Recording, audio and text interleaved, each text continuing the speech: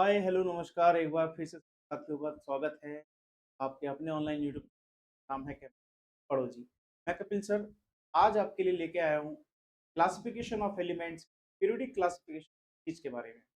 जैसा कि हमने लास्ट क्लास में डिस्कस किया था पीरियोडिक फंक्शन के बारे में, जिस जेड इफेक्ट के बारे में, शील्डिंग इफेक्ट के बारे में और एटॉमिक रेडियस के बारे में जाना था। आज की क्लास में हम डिस्कस करेंगे आयनाइजेशन एंथैल्पी के बारे में और इलेक्ट्रॉन गेन एंथैल्पी के बारे में, क्योंकि एक इंपॉर्टेंट सेशन होने वाला है। क्यों? क्योंकि यहाँ से अधिकतर क्वेश्चन एग्जाम में पूछे जाते हैं। तो चलिए सेशन को स्टार्ट करते हैं। और टॉपिक होगा आज का कौन सा? तो आज का टॉपिक है आयनाइजेशन आयनाइजेशन एंथैल्पी। टॉपिक का नाम है आयनाइजेशन एंथैल्पी। आयनाइजेशन को, एंथैल्पी को हम और क्या बोल सकते हैं? इसका एक और नाम हो सकता है आयनाइजेशन पोटेंशियल। तो क्या बोल सकते हैं बेटा? आयनाइजेशन पोटेंशियल बोल सकते हैं। पोटेंशियल बोल दो, चाहे एंथैल्पी बोल दो, चाहे इसको एनर्जी बोल दो, तीनों का मतलब एक ही है। और यहां इसका मतलब क्या होगा, ध्यान से समझ। इस टॉपिक का मतलब क्या है?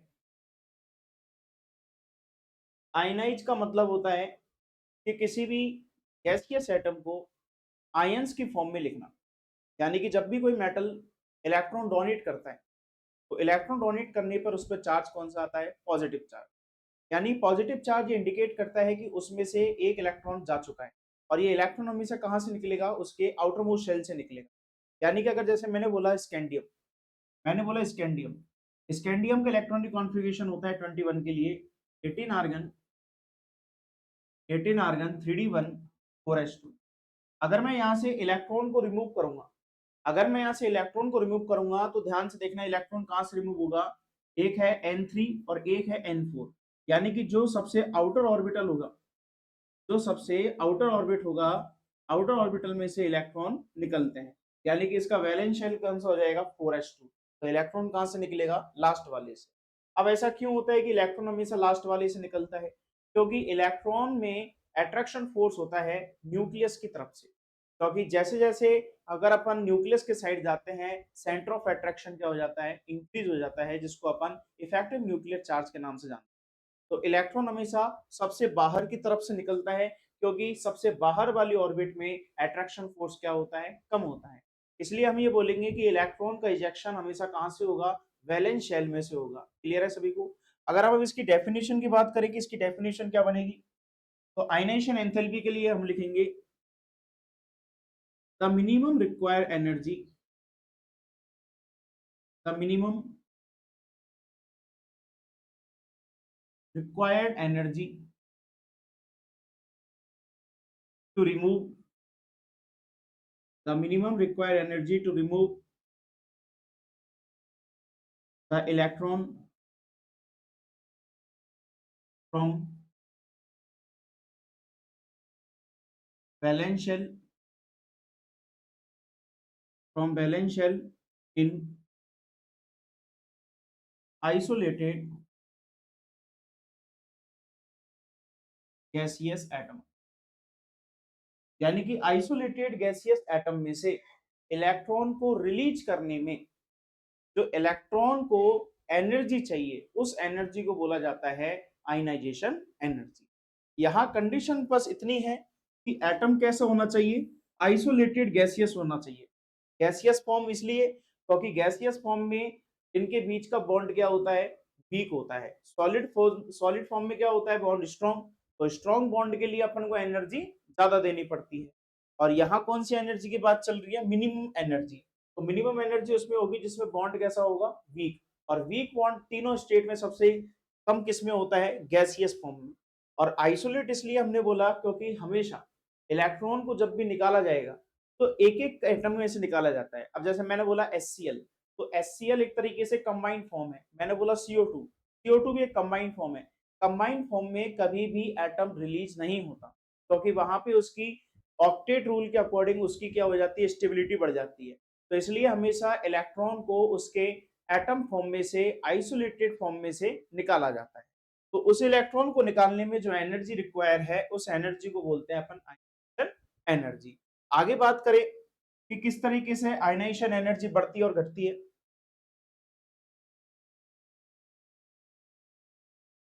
आयनाइजेशन एनर्जी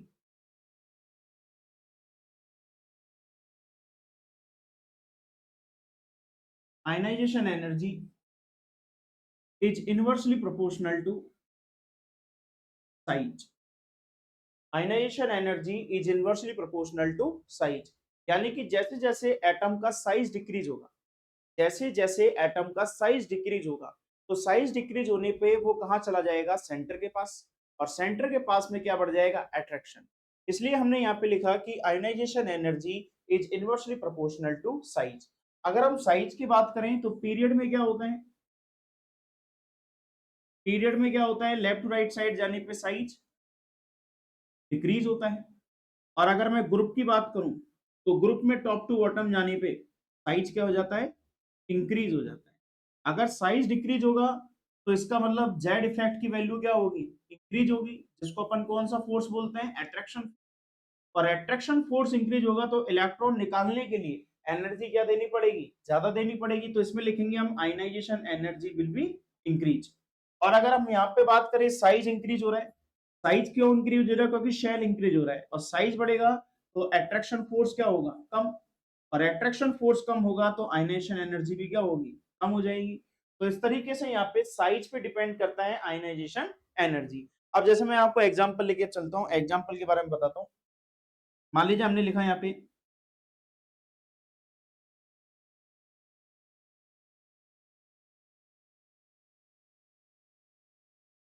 मैंने बोला कार्बन, नाइट्रोजन, ऑक्सीजन, क्लोरीन। चलो इससे पहले मैं आपको एक बात समझा देता हूँ, ध्यान से देखना। मैं यहाँ पे सबसे पहले एक नोबल गैस की बात करता हूँ।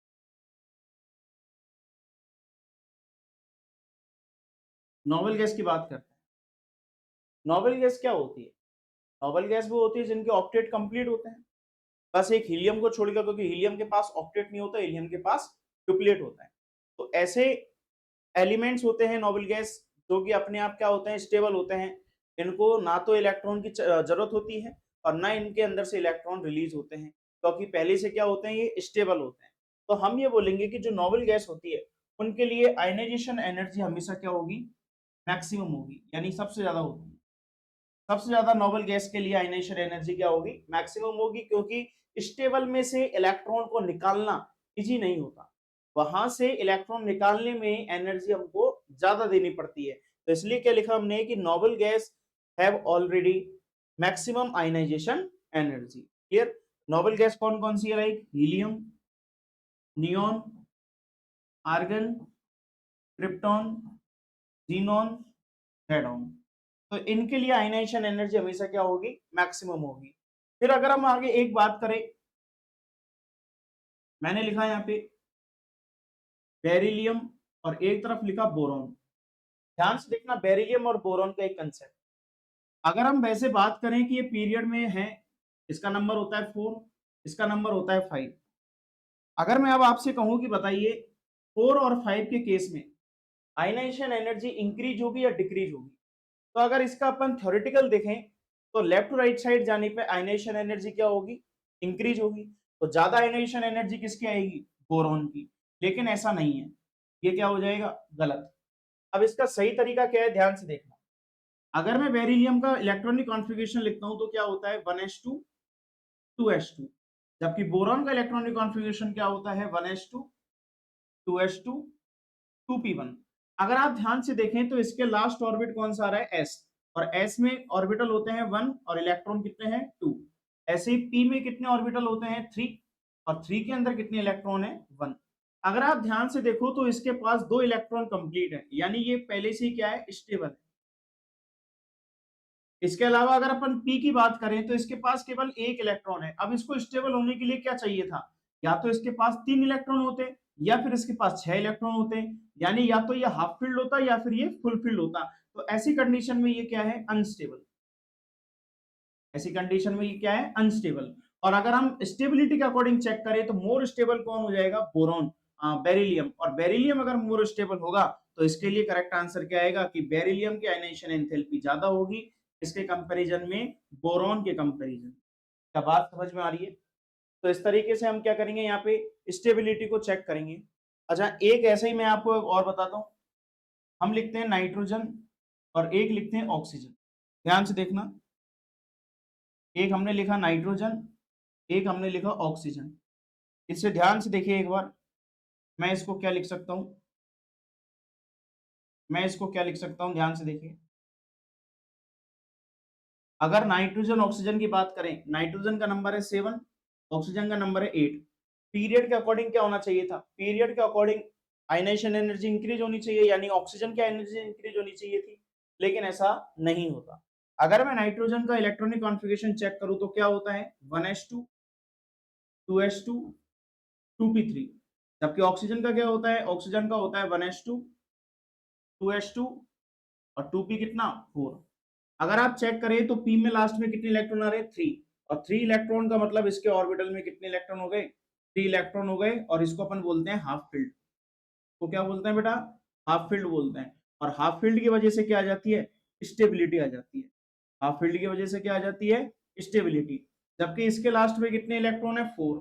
अब इसको 4 का मतलब क्या हो गया, 4 का मतलब ना तो ये हाफ फील्ड है और ना ही ये क्या है, फुल फील्ड है, यानी कि ये कैसा हो जाएगा, अनस्टेबल हो जाएगा। और अनस्टेबल है तो इसको इलेक्ट्रॉन निकालने में ज्यादा एनर्जी नहीं देनी पड़ेगी। तो स्टेबल के लिए यहाँ पे आंसर क्या आ जाएगा कि nitrogen have more ionization energy as compared to oxygen, because nitrogen have half filled orbital and half filled orbital is always stable। Clear है सभी को? तो यहाँ पे आपको ये दो अलग अलग इन चीजों का ध्यान रखना है कि बेरिलियम की स्टेबिलिटी ज्यादा होती है किससे, बोरॉन से। ऐसे ही नाइट्रोजन की स्टेबिलिटी ज्यादा होती है किससे, ऑक्सीजन से। अब यहाँ पे एक बात और ध्यान रखना कि जब भी एस में 2 इलेक्ट्रॉन, पी में कितने, 6 इलेक्ट्रॉन, डी में कितने, डी में आ जाए 10 इलेक्ट्रॉन, एफ में आ जाए 14 इलेक्ट्रॉन, या फिर पी में आ जाए कितने इलेक्ट्रॉन, 3 इलेक्ट्रॉन, डी में आ जाए 5 इलेक्ट्रॉन, एफ में आ जाए 7 इलेक्ट्रॉन। ये तो है हाफ फील्ड और ये है फुल फील्ड। जब भी ये आ जाते हैं तो ये ऑर्बिटल की वजह से आयनाइजेशन एंथैल्पी क्या हो जाती है, इनकी इंक्रीज। रीजन क्या है इनका, स्टेबिलिटी का। रीजन क्या होगा, स्टेबिलिटी। तो बस आपको ये चेक कर लेना है कि अगर किसी के अंदर P3, D5, F7 यानी हाफ फील्ड आ रहा है, या किसी के अंदर S2, P6, D9, F14 आ रहा है यानी कि फुल फील्ड आ रहा है, तो इनकी वजह से स्टेबिलिटी क्या हो जाती है, इंक्रीज हो जाती है। क्लियर है सभी को? चलिए और आगे हम बात करते हैं।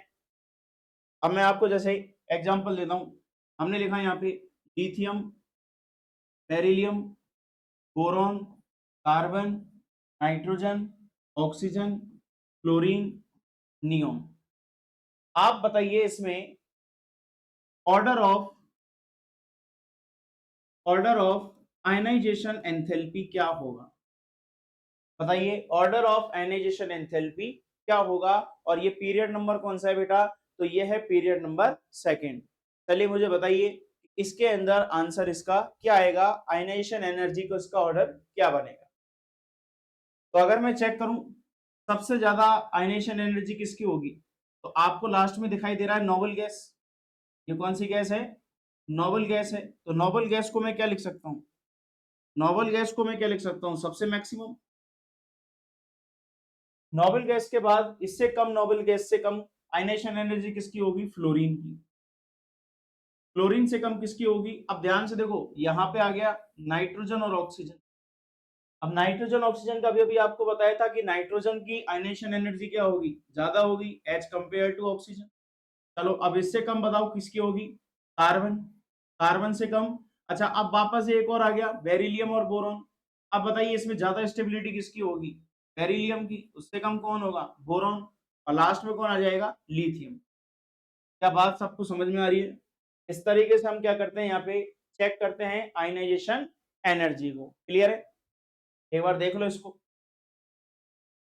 अगर मैं यहीं पे बात करूं आपसे कि बताना, अगर मैंने लिखा सेकंड पीरियड के लिए, मैंने अगर सेकंड पीरियड के लिए लिखा है sodium, magnesium, aluminium, silicon, phosphorus, sulphur, chlorine, argon.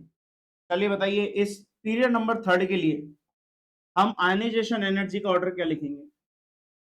इसके लिए ऑर्डर ऑफ आयनाइजेशन एनर्जी क्या होगा बताइए? इसके लिए हम ऑर्डर ऑफ आयनाइजेशन एनर्जी को कैसे डिटरमाइन करेंगे, मुझे इसके लिए ऑर्डर बताएं। हम इसमें क्या लिखेंगे? अगर ये एक पीरियड है तो पीरियड में आपको बताया था लेफ्ट टू राइट साइड जाते हैं साइज डिक्रीज होता है, तो सबसे छोटा साइज किसका होगा? आर्गन का। और हमको पता है कि आर्गन कैसी गैस है? नोबल गैस यानी स्टेबल गैस। और स्टेबल गैस को इलेक्ट्रॉन निकालने के लिए सबसे ज्यादा एनर्जी चाहिए होती है, तो यहाँ पे सबसे मैक्सिमम आयनेशन एनर्जी किसकी आ जाएगी? आर्गन की। आर्गन के बाद बताइए किसका नंबर आएगा? क्लोरीन का। अब एक बात ध्यान रखना, जो कंडीशन नाइट्रोजन ऑक्सीजन में थी वही कंडीशन किस में आएगी? फास्फोरस और सल्फर में आएगी, क्योंकि नाइट्रोजन की फैमिली होती है कौन सी? तो नाइट्रोजन की फैमिली है नेपाल, पाकिस्तान, ऑस्ट्रेलिया, सारे के सारे यानी सब क्या हो जाएंगे? भिखारी। नाइट्रोजन, फास्फोरस, आर्सेनिक, एंटीमनी और बिस्मिथ, ये एक फैमिली होती है बेटा नाइट्रोजन की फैमिली, और इसका ग्रुप नंबर होता है 15। इसका ग्रुप नंबर क्या होता है? 15 नंबर होता है। तो यहाँ पे जो कंडीशन नाइट्रोजन के लिए वही कंडीशन किसके लिए आएगी? फास्फोरस के लिए। तो हम यहाँ पे क्या लिखेंगे? मोर एनर्जी किसको चाहिए? फास्फोरस को। देन क्या आ जाएगा? सल्फर। फिर इससे कम कौन होगा? एल्यूमिनियम। अच्छा, अब यहाँ भी एक चक्कर है, ध्यान से देखना। अगर मैं इसको चेक करूं मैग्नीशियम और एल्यूमिनियम को, तो यहाँ पे मैग्नीशियम किस फैमिली में आता है? तो इसके लिए फैमिली आती है बेटा मांगे, बेटा मांगे कन्या सुंदर बाप राजी, यानी कि beryllium, beryllium, magnesium, calcium, strontium, barium और रेडियम। चेक कीजिए क्या मैग्नीशियम बेरिलियम की फैमिली में है? क्या ये मैग्नीशियम बेरिलियम की फैमिली में है? तो यहाँ भी वही रूल लगेगा जो रूल बेरिलियम के लिए लगा था। तो अपन मैग्नीशियम एल्यूमिनियम में पहले किसको लिखेंगे? मैग्नीशियम को, और फिर कौन आ जाएगा यहाँ पे? एल्यूमिनियम आ जाएगा। क्लियर? और लास्ट में कौन बचेगा? तो लास्ट में आ जाएगा सोडियम, और इसके बाद किसका नंबर आ जाएगा बेटा? सोडियम का नंबर। क्लियर है बात आप सभी को? तो यहाँ पे इस तरीके से हम पीरियड के अंदर क्या निकालते हैं? तो पीरियड के अंदर निकालते हैं यहाँ पे आयनाइजेशन एनर्जी को। अब एक बार आपको ग्रुप के अंदर और बताते हैं। अगर मैं यहाँ ग्रुप के लिए बात करूं, अगर मैं ग्रुप के अकॉर्डिंग बात करूं, जैसे मान लीजिए हमने लिखा क्लोरीन, क्लोरीन, ब्रोमीन, आयोडीन। यहां लिखा गया फ्लोरीन, क्लोरीन, ब्रोमीन और आयोडीन, और आपसे पूछा ऑर्डर ऑफ आयनाइजेशन एनर्जी क्या होगा? बताइए। यहां पे हम ऑर्डर ऑफ आयनाइजेशन एनर्जी को क्या लिखेंगे? जल्दी बताएं। क्या हम यहाँ पे क्लोरीन, क्लोरीन, ब्रोमीन, आयोडीन में टॉप टू बॉटम जाते हैं? अगर हम टॉप टू बॉटम जाते हैं तो साइज क्या हो जाता है? इंक्रीज हो जाता है। साइज क्या हो जाता है? यहाँ पे इंक्रीज हो जाता है। तो जितना बड़ा साइज होगा उसके लिए आयनेशन एंथैल्पी उतनी कम होगी, क्योंकि वो पहले से सेंटर से क्या है? दूर है। और सेंटर से दूर है तो इसका मतलब वो लास्ट वाला इलेक्ट्रॉन इजीली आउट हो सकता है। तो अब यहाँ पे अगर बात करें हम, सबसे ज्यादा आयनेशन एंथैल्पी किसकी होगी? आयोडीन की। आयोडीन से कम किसकी होगी? ब्रोमीन की। ब्रोमीन से कम क्लोरीन, और क्लोरीन से कम फ्लोरीन। क्या ये बात सही है? क्या ये बात सही है? एक बात ध्यान रखना कि अगर मैं बात करूं फ्लोरीन, क्लोरीन, ब्रोमीन, आयोडीन की, फ्लोरीन, क्लोरीन, ब्रोमीन, आयोडीन, इसके लिए पीरियड नंबर कितना होता है? इसके लिए पीरियड नंबर होता है कितना? 2। फिर इसके बाद पीरियड नंबर कितना होता है? 3। इसके बाद पीरियड नंबर कितना होता है? 4। और इसके बाद पीरियड नंबर कितना होता है? 5। अगर आपको याद हो तो आपको डी ब्लॉक के बारे में बताया था। डी ब्लॉक कहां से शुरू होता है? तो याद रखना डी ब्लॉक जो स्टार्ट होता है, जो डी ब्लॉक स्टार्ट होता है वो होता है 3D से। 3D, 4D, 5D और 6D। 3D, 4D, 5D और 6D। और 3D कहां से स्टार्ट हो जाएगा? तो 3D हो जाता है n की वैल्यू कहां से? 4 से। यानी पीरियड नंबर 4 से कौन सा ब्लॉक स्टार्ट हो जाता है?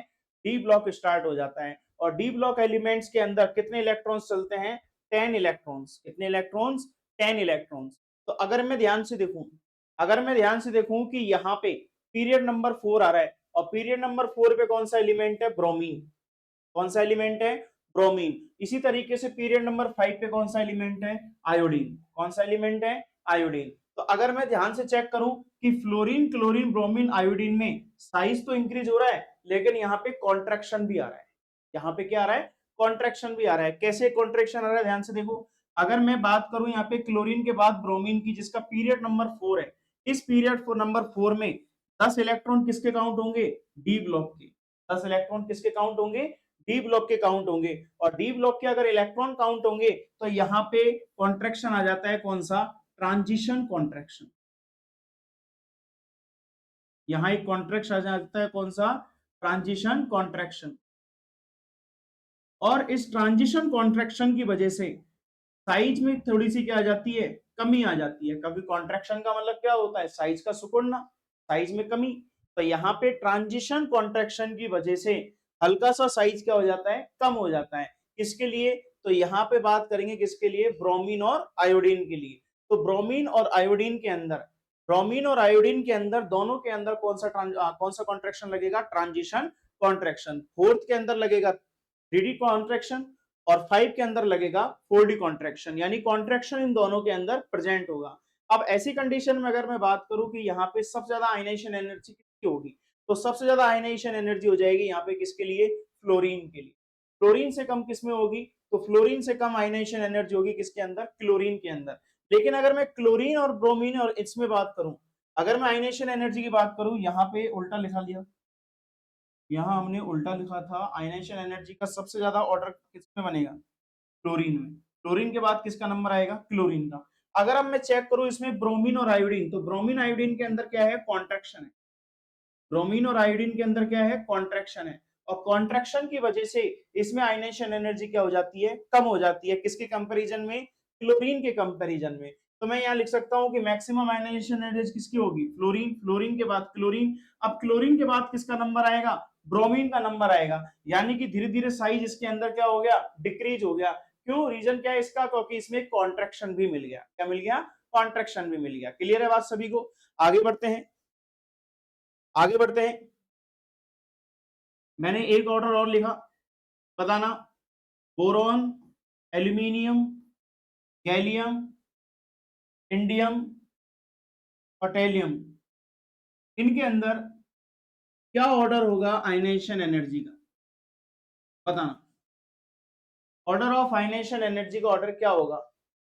ये एक ग्रुप है, ग्रुप नंबर है 13, और इस 13 नंबर ग्रुप के अंदर एटम है, एलिमेंट है बोरॉन, एल्यूमिनियम, गैलियम, इंडियम और टेलियम। चलिए बताइए, सोचिए इसके अंदर ऑर्डर ऑफ आयनाइजेशन एनर्जी क्या होगा? अगर मैं बात करूं एक ग्रुप की, तो ग्रुप में साइज क्या होता है? मैक्सिमम हो जाता है, यानी कि डाउन साइड जाने पे एटम का साइज इंक्रीज हो जाता है। सबसे बड़ा साइज किसका होगा? इसका। और अगर इसका साइज बड़ा होगा तो यहाँ पे आयनाइजेशन एनर्जी क्या होगी? मिनिमम होगी। तो मैं इसके लिए ऑर्डर क्या लिखूंगा?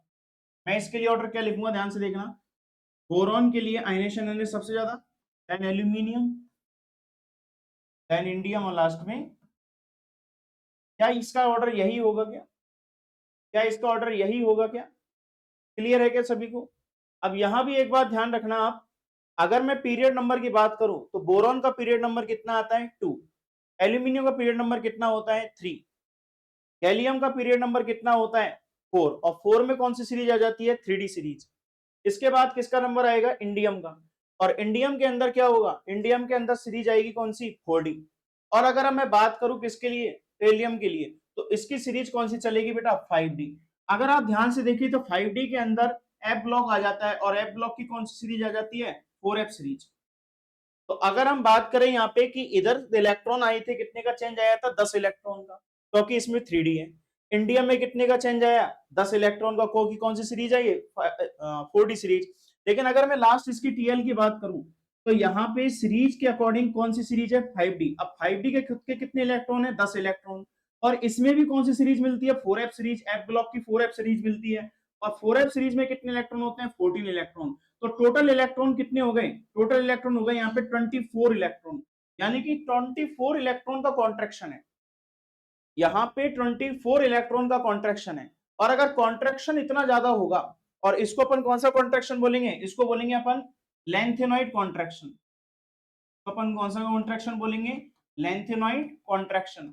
और लेंथेनॉइड कॉन्ट्रैक्शन अगर होगा तो यहाँ पे इसका साइज, इसके अंदर जो इफेक्ट लगेगा वो क्या हो जाएगा, बहुत ज्यादा हो जाएगा। क्यों? क्योंकि एकदम से साइज में क्या आ रहा है, चेंज आ रहा है, इसका इफेक्टिव न्यूक्लियर चार्ज एकदम से एक्सीडेंटली क्या हो रहा है, इंक्रीज हो रहा है। और एक्सीडेंटली अगर इंक्रीज होगा तो आयनाइजेशन एनर्जी भी क्या हो जाएगी, हाई हो जाएगी। तो अगर अब मैं इसके लिए ऑर्डर लिखूं, अगर अब मैं इसके लिए ऑर्डर लिखूं तो ध्यान से देखना, बोरॉन इसका साइज क्या हो जाएगा, सबसे कम। देन क्या आ रहा है, एल्यूमिनियम। अब एल्यूमिनियम और गैलियम में अगर मैं लिखूंगा, अगर अब मैं एल्यूमिनियम और गैलियम में लिखूंगा, एल्यूमिनियम और गैलियम में लिखूं तो गैलियम के अंदर क्या हो रहा है, इसके अंदर साइज डिक्रीज हो रहा है।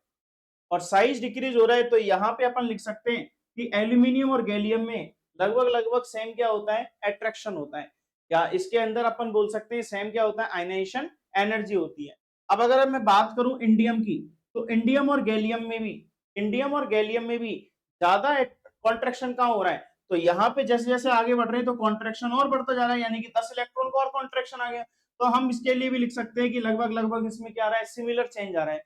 लेकिन अगर अपन इसके लिए बात करें टेलियम के लिए, क्योंकि यहाँ तो कितने इलेक्ट्रॉन का चेंज आ गया, तो 24 इलेक्ट्रॉन का, डी ब्लॉक के 10 इलेक्ट्रॉन और एफ ब्लॉक के 14 इलेक्ट्रॉन्स। तो यहाँ पे कॉन्ट्रैक्शन सबसे ज्यादा है, तो इससे ज्यादा एनर्जी किसकी होगी, टीएल की हो जाएगी, लास्ट वाले टेलियम के लिए हो जाएगी। क्लियर है बात सभी को? तो ये होता है यहाँ पे ऑर्डर ऑफ आयनाइजेशन एनर्जी। और आगे बात करते हैं, अगर मैंने लिखा बेरिलियम, मैग्नीशियम, कैल्शियम, स्ट्रोंशियम, अगर मैं इसके लिए बात करूं ऑर्डर ऑफ आयनाइजेशन एनर्जी की, अगर मैं इसके लिए ऑर्डर ऑफ आयनाइजेशन एनर्जी की बात करूं तो बताना मुझे इसके लिए ऑर्डर ऑफ आयनाइजेशन एनर्जी क्या होगा। ग्रुप नंबर सेकंड है और ग्रुप में साइज क्या होता है, डिक्रीज। सबसे ज्यादा आयनाइजेशन एनर्जी बताओ किसकी होगी, इसमें सबसे ज्यादा आयनाइजेशन एनर्जी किसकी हो जाएगी, बेरिलियम। बेरिलियम के बाद मैग्नीशियम के बाद। क्लियर है बात सभी को? यहाँ पे कॉन्ट्रैक्शन लगेगा क्या, बताइए, क्या एस ब्लॉक के अंदर कॉन्ट्रैक्शन होगा, नहीं, एस ब्लॉक के अंदर कोई कॉन्ट्रैक्शन नहीं होगा। कॉन्ट्रैक्शन सिर्फ दो जगह होगा, एक तो पी ब्लॉक और एक दूसरा डी ब्लॉक के अंदर कॉन्ट्रैक्शन होगा। क्लियर है सभी को बात? तो यहाँ पे सिंपल कंसेप्ट है, साइज अगर मैक्सिमम है तो आयनाइजेशन एंथैल्पी मिनिमम हो जाएगी। क्लियर? आगे बढ़ते हैं। आयनाइजेशन एंथैल्पी में हमने इलेक्ट्रॉन्स को क्या किया है, रिलीज किया है। इलेक्ट्रॉन्स को क्या किया, रिलीज किया। ठीक, जैसे कोई मान लीजिए एटम कौन सा था, एक्स था। इस एक्स को जब अपन ने फर्स्ट आयनाइजेशन एंथैल्पी दी तो इस पे चार्ज कौन सा आ गया, प्लस आ गया। और ये किस फॉर्म में था, गैसियस फॉर्म में। इस फॉर्म में था गैसियस फॉर्म। यानी कि एक तो होता है फर्स्ट आयनाइजेशन एंथैल्पी। अभी तक आपने जो पढ़ा वो कौन सी एंथैल्पी को पढ़ा, फर्स्ट इलेक्ट्रॉन को निकालने के लिए रिक्वायर्ड एनर्जी को पढ़ा। तो जब फर्स्ट इलेक्ट्रॉन को एनर्जी को निकालते हैं तो यहाँ पे एक्स पे चार्ज कौन सा आ जाएगा, एक्स प्लस। अगर मैं यहाँ पे इस वापस से एक्स प्लस को आयनाइजेशन एनर्जी देता हूं, जिसको बोलेंगे सेकेंड आयनाइजेशन एनर्जी, तो बताइए अगर प्लस में से एक और इलेक्ट्रॉन निकलेगा तो क्या बनेगा, ये बन जाएगा एक्स प्लस टू। क्या बन जाएगा, ये एक्स प्लस टू। इसी तरीके से अगर मैं इस एक्स प्लस टू में से भी एक और इलेक्ट्रॉन निकालू, अगर मैं एक्स प्लस टू में से भी एक इलेक्ट्रॉन को निकालूंगा तो कौन सी एनर्जी बोलेंगे अपन, थर्ड आयनाइजेशन एनर्जी बोलते हैं। और अब इस पे चार्ज कितना आ जाएगा, प्लस थ्री आ जाएगा। क्या बात समझ में आ रही है कि हमने जैसे जैसे एलिमेंट्स के अंदर से, जैसे जैसे एलिमेंट्स के अंदर से आयनाइजेशन एनर्जी प्रोवाइड की, उसमें नंबर ऑफ चार्ज भी क्या हो जाएगा, इंक्रीज हो जाएगा। उसमें नंबर ऑफ चार्ज भी क्या हो जाएगा, इंक्रीज हो जाएगा। अगर आपसे कहा जाए, बताइए सबसे ज्यादा आयनाइजेशन एनर्जी किसको देनी पड़ेगी, सबसे ज्यादा आयनाइजेशन एनर्जी किसको देनी पड़ेगी, एक्स प्लस को, एक्स प्लस टू को, या एक्स प्लस थ्री को। तो याद रखना, जैसे जैसे नंबर ऑफ चार्ज इंक्रीज हो रहा है कैटायन, जैसे जैसे नंबर ऑफ कैटायन इंक्रीज होते हैं, जैसे जैसे नंबर ऑफ कैटायन इंक्रीज होते हैं तो वैसे वैसे साइज क्या हो जाएगा, डिक्रीज हो जाएगा। वैसे वैसे साइज क्या हो जाएगा, डिक्रीज। मान लीजिए पहले एक्स था, इसका अपना साइज था, इसमें से एक इलेक्ट्रॉन निकला, साइज कम हो गया। तो एक इलेक्ट्रॉन और निकला, दो इलेक्ट्रॉन निकल गए, साइज और कम हो गया। तीन इलेक्ट्रॉन निकल गए, साइज और कम हो गया। यानी हम ये बोल सकते हैं कि इस एक्स प्लस थ्री के अंदर साइज क्या है, इन तीनों के कंपेरिजन में साइज क्या है, मिनिमम है। साइज क्या है, मिनिमम है। और जैसे जैसे साइज कम होगा वो कहां आ जाएगा, सेंटर के पास आता चला जाएगा, न्यूक्लियस के पास आ जाएगा। और न्यूक्लियस के पास आएगा तो न्यूक्लियस पे क्या होता है, पॉजिटिव चार्ज। और पॉजिटिव चार्ज के साथ वो अट्रैक्शन फोर्स शो करेगा और आयनाइजेशन एनर्जी क्या बढ़ा देगा, इंक्रीज कर देगा। तो हम ये बोलते हैं कि जैसे जैसे कैटायन बढ़ेगा यानी कि साइज कम होगा, वैसे वैसे उसकी आयनाइजेशन एंथैल्पी भी क्या हो जाती है, इंक्रीज हो जाती है। तो हम यहाँ पे रिलेशन लिख सकते हैं कि cation is directly proportional to ionization energy. अब जैसे आपसे कहा जाए, एक हमने लिखा Fe+, एक लिखा Fe+2, एक लिखा Fe+3। ध्यान से देखना, तीन यहाँ पे आयरन की फॉर्म बनाई है, एक आयरन की फॉर्म में प्लस, एक आयरन की फॉर्म में +2 और एक आयरन की फॉर्म में +3। अब आप मुझे ये बताइए इन तीनों में सबसे ज्यादा आयनाइजेशन एनर्जी किसकी होगी। तो अगर इन तीनों में आयनाइजेशन एनर्जी चेक करते हैं तो यहाँ पे ऑर्डर ऑफ आयनाइजेशन एनर्जी क्या बनेगा, यहाँ पे ऑर्डर ऑफ आयनाइजेशन एनर्जी क्या होगा। तो अभी अभी बताया था जितना बड़ा पॉजिटिव चार्ज उसका साइज उतना कम, और जिसका साइज कम होगा, जिसका साइज मिनिमम होगा, उसके लिए आयनाइजेशन एनर्जी क्या हो जाएगी, मैक्सिमम। क्या बात सभी को समझ में आ रही है। इस तरीके से हम यहाँ पे क्वेश्चन को इजीली सॉल्व कर सकते हैं। चलिए जल्दी से बताना, कॉपर +2 और कॉपर प्लस, इन दोनों में सबसे ज्यादा आयनाइजेशन एनर्जी किसकी होगी, बताइए। इन दोनों में सबसे ज्यादा आयनाइजेशन एनर्जी किसकी होगी, तो आंसर आ जाएगा कॉपर+2। क्लियर है बात सभी को। चलिए और बताना मुझे, अगर मान लीजिए मैंने लिखा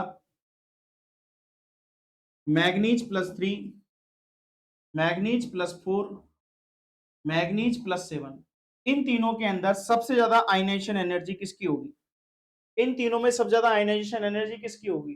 जिसने 7 इलेक्ट्रॉन निकाल दिए, क्या उसका साइज पहले से बहुत कम हो गया, और साइज अगर इसका कम होगा तो इसकी आयनाइजेशन एनर्जी क्या हो जाएगी, बहुत ज्यादा हो जाएगी, यानी कि ionization energy will be maximum because the size of manganese is minimum. Clear है बात सभी को। चलिए और आगे बढ़ते हैं। अब हम बात करते हैं किसके बारे में, नेगेटिव चार्ज के बारे में। बेटा जिसपे नेगेटिव चार्ज होता है, जिसपे नेगेटिव चार्ज होता है, इसका मतलब उसको क्या बोलते हैं, एनायन बोलते हैं। तो क्या बोलते हैं, एनायन। और एनायन क्या करता है, साइज बढ़ाता है, एनायन साइज को इंक्रीज करता है। मान लीजिए कोई एक्स एलिमेंट है, उसके ऊपर नेगेटिव चार्ज है, तो एक नेगेटिव का मतलब है उसके पास एक इलेक्ट्रॉन आ गया, और एक इलेक्ट्रॉन आएगा तो उसका साइज थोड़ा सा बढ़ेगा, दो इलेक्ट्रॉन आएंगे साइज और बढ़ेगा, तीन इलेक्ट्रॉन आएंगे साइज और बढ़ेगा। जैसे जैसे नंबर ऑफ इलेक्ट्रॉन्स इंक्रीज होते हैं उसकी वैलेंस शेल में, उसका साइज भी क्या हो जाता है, इंक्रीज हो जाता है। तो हम यहाँ लिखेंगे कि अगर एनायन होगा तो यहाँ पे आयनाइजेशन एनर्जी क्या हो जाएगी, रेसिप्रोकल हो जाएगी, क्योंकि साइज बढ़ने के साथ साथ इलेक्ट्रॉन का रिपल्शन बढ़ेगा और उसको एनर्जी कम देनी पड़ेगी बाहर निकलने के लिए। तो एनायन के इनवर्सली प्रोपोर्शनल होता है आयनाइजेशन एनर्जी। अब जैसे सपोज मैंने बात की आपसे, एग्जाम्पल मैंने आपको दिया, एग्जाम्पल है N-3 O-2 F-। ध्यान से देखिए मैंने क्या लिखा है यहाँ पे, N-3 O-2 F-। अब आप मुझे बताइए कि इसमें आयनाइजेशन एनर्जी सबसे ज्यादा किसकी होगी, इसमें सबसे ज्यादा आयनाइजेशन एनर्जी किसकी होगी। अच्छा एक बात और ध्यान रखना, ये तीनों के तीनों जो मैंने लिखे हैं, ये तीनों के तीनों जो मैंने लिखे हैं, इन तीनों में नंबर ऑफ इलेक्ट्रॉन सेम है। अगर चेक करें 7+3 10 इलेक्ट्रॉन, 8+2 10 इलेक्ट्रॉन, 9+1 10 इलेक्ट्रॉन, यानी कि कैसा आ रहा है, आइसो इलेक्ट्रॉनिक आ रहा है। कैसा रहा है ये, आइसो इलेक्ट्रॉनिक। अब जो आइसो इलेक्ट्रॉनिक होता है वो डिपेंड करता है किस पे, तो वो डिपेंड करता है वहां पे कि उसके ऊपर चार्ज कौन सा है। अगर पॉजिटिव चार्ज इंक्रीज होगा तो आयनाइजेशन एंथैल्पी इंक्रीज होगी, और अगर नेगेटिव चार्ज इंक्रीज होगा तो नेगेटिव चार्ज इंक्रीज होगा तो आयनाइजेशन एंथैल्पी क्या हो जाएगी, मिनिमम। तो इसमें सबसे कम एनर्जी किसमें लगेगी, नाइट्रोजन में, क्योंकि इसका साइज बड़ा हो गया। -3 का मतलब क्या होता है, साइज मैक्सिमम। तो इसके लिए आयनिक रेडियस, इसकी जो आयनिक रेडियस है वो ज्यादा है, और अगर रेडियस ज्यादा है तो डिस्टेंस ज्यादा है, और डिस्टेंस ज्यादा है तो इसको आयनाइजेशन एनर्जी क्या लगेगी, मिनिमम लगेगी। क्लियर है क्या सभी को। क्या इस तरीके से आप कर सकते हैं। चलिए और करके बताइए। मैंने एक और एग्जांपल लिखा, एक और एग्जांपल मैंने जैसे लिखा Ne+ Mg+2 Al+3। बताइए इन तीनों में ऑर्डर ऑफ आयनाइजेशन एनर्जी क्या होगा, इसके लिए ऑर्डर ऑफ आयनाइजेशन एनर्जी क्या होगा, बताइए फटाफट। क्या ये तीनों आइसो इलेक्ट्रॉनिक है? 11 में से 1 गया 10, 12 में से 2 गया 10, 13 में से 3 गया 10 इलेक्ट्रॉन। तीनों में क्या इलेक्ट्रॉन सेम आ रहे हैं? और अगर ये आइसो इलेक्ट्रॉनिक है तो किस पे डिपेंड करेगा? आयंस पे। आयंस कौन से? Positive ion. जिसमें जितना ज्यादा पॉजिटिव होगा, जिसमें जितना ज्यादा पॉजिटिव होगा उसका साइज क्या होगा? उतना कम होगा। और साइज अगर कम होगा तो आयनेशन एनर्जी क्या हो जाएगी? मैक्सिमम। तो इसका ऑर्डर क्या बनेगा? इसका ऑर्डर यही बनेगा। क्लियर है क्या बात सभी को? तो ये हो जाएगा इसका ऑर्डर ऑफ आयनाइजेशन एनर्जी। आगे और बात करते हैं, आगे अगली बात करते हैं। अगर हम आयनाइजेशन एनर्जी के अंदर डिस्कस करें तो आयनाइजेशन एनर्जी में हम ये भी लिख सकते हैं कि it is directly proportional to effective nuclear charge. क्या लिख सकते हैं? Directly proportional to effective nuclear charge हम लिख सकते हैं। अब इफेक्टिव न्यूक्लियर चार्ज क्या है? तो इफेक्टिव न्यूक्लियर चार्ज का मतलब है कि यहाँ पे जैसे जैसे साइज डिक्रीज होगा उसके अंदर अट्रैक्शन फोर्स इंक्रीज होगा, और अट्रैक्शन फोर्स इंक्रीज होगा तो इस कंडीशन में क्या होगा? उसकी आयनेशन एंथैल्पी इंक्रीज होती है। क्या आपको पता है, एक हमने फॉर्मूला पढ़ा था जेड इफेक्ट का। जेड इफेक्ट का मतलब इफेक्टिव न्यूक्लियर चार्ज, इसी का फॉर्मूला था। इसका मैग्नीट्यूड था क्या? Z effect. और इसका फॉर्मूला था कैलकुलेट करने का, जेड इफेक्ट कैलकुलेट करने का, जेड माइनस सिग्मा। जेड का मतलब था नंबर ऑफ प्रोटॉन्स और सिग्मा का मतलब था शील्डिंग इफेक्ट। कौन सा इफेक्ट? शील्डिंग इफेक्ट, यानी कि उसके पास में लास्ट में कितने ऑर्बिटल में इलेक्ट्रॉन्स आ रहे हैं, उस इलेक्ट्रॉन का नंबर क्या हो जाएगा? सिग्मा। तो अगर हम इस फॉर्मूले को इसके रिलेशन के साथ देखें तो आयनाइजेशन एनर्जी का रिलेशन प्रोटॉन के रेस्पेक्ट में क्या होगा? Directly proportional. यानी हम ये बोल सकते हैं कि जितने ज्यादा प्रोटॉन होंगे, क्या बोल सकते हैं हम? कि जितने ज्यादा प्रोटॉन होंगे, जितने ज्यादा प्रोटॉन होंगे क्या उसके अंदर आयनाइजेशन एनर्जी उतनी ज्यादा होगी। लेकिन याद रखना पीरियड के अकॉर्डिंग होना चाहिए, ग्रुप के अंदर अकॉर्डिंग नहीं होना चाहिए। तो यहां पे हम लिखेंगे ionization energy directly proportional to number of protons. और अगर ये directly proportional number of proton के तो माइनस की वजह से ये क्या हो जाएगा? तो ionization energy is inversely proportional to shielding effect, यानी कि सिग्मा के क्या होगा? ये इनवर्सली प्रोपोर्शनल होगा। क्लियर है सभी को बात? तो ये हुआ आपके आयनाइजेशन एनर्जी का एक टॉपिक, जिसमें हमने डिस्कस किया कि किस तरीके से लास्ट वाले इलेक्ट्रॉन में से हम इलेक्ट्रॉन को इजीली निकाल सकते हैं, और इसके लिए जो एनर्जी देनी पड़ती है उस एनर्जी को बोलते हैं आयनाइजेशन एनर्जी। क्लियर? इसको एक बार लिख लिए फिर आगे बात करते हैं।